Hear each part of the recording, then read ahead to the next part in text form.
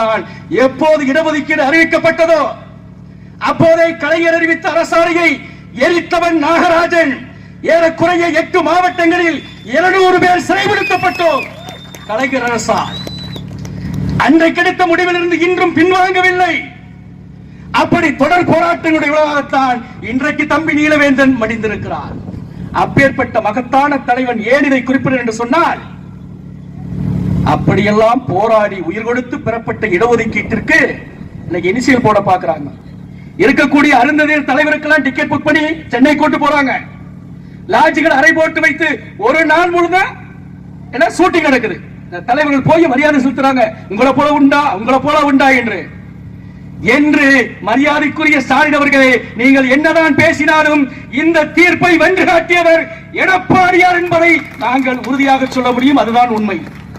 அப்பேற்பட்ட நிகழ்வில் அவருக்கு